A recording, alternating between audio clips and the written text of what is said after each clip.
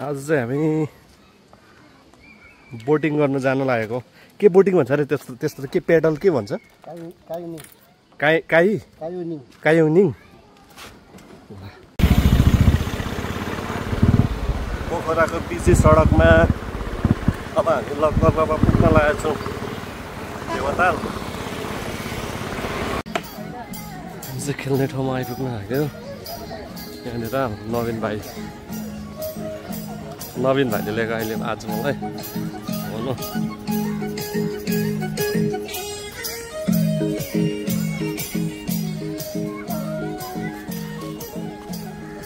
उपर अलिक अगाडिदेखि खेल्नु ल।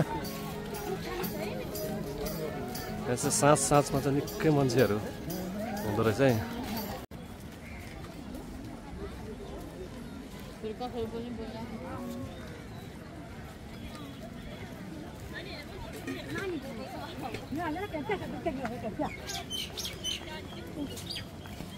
कायोनिङ भनेको चाहिँ यो रहेछ होइन।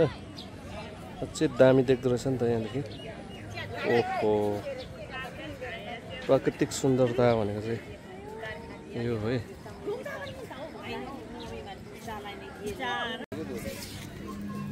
के तपाईँले यता बाहिरदेखि खिचिदिनु न हामीलाई हुन्न? तपाईँको फेरि औला मान्छे हो कि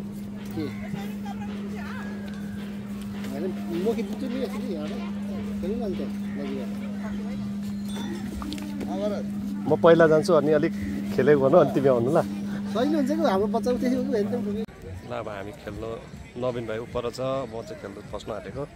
मेरो भाइले एकदम हेल्प गर्नुहुन्छ यहाँ भाइले। ल भाइ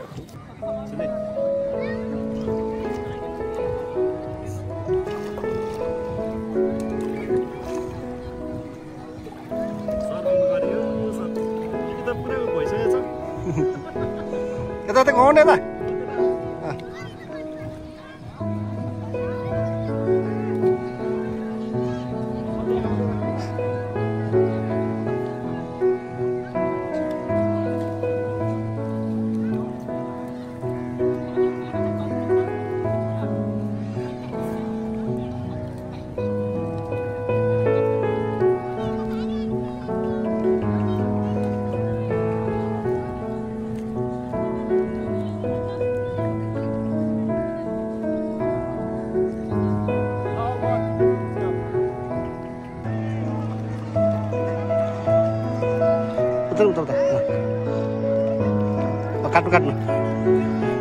काट्नु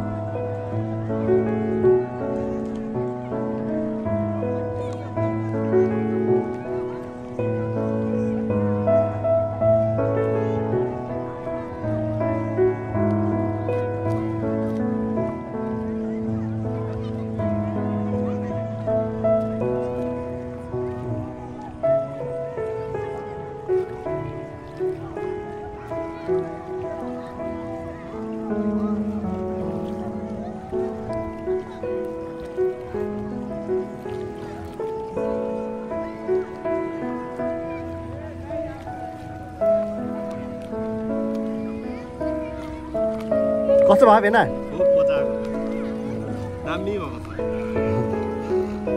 फ्यान्टास्टिक। ल छोड्दै अब एकछिन। ल धेरै उयो भइसकेको छ नि त।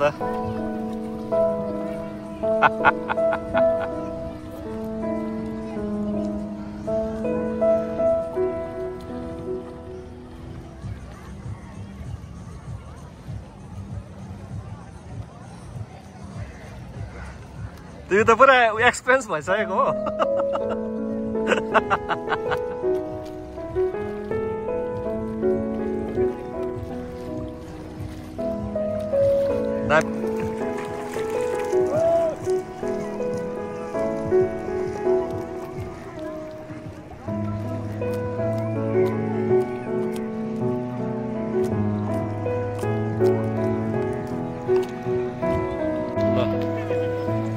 इभिनिङ टाइममा चाहिँ दामी मजा आउँदो रहेछ यहाँनिर फेवा तालमा सर्फिङ गर्नु चाहिँ होइन धेरै हुँदो रहेछ इभिनिङ टाइममा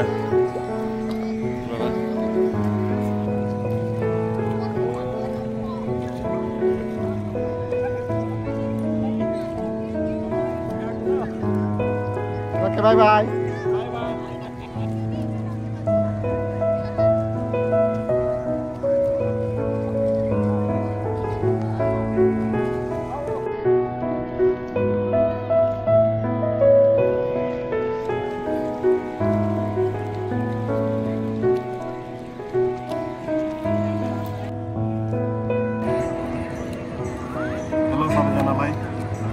हाई यो आज चाहिँ हामी नवीन भाइसँग पोखराको फेवातालमा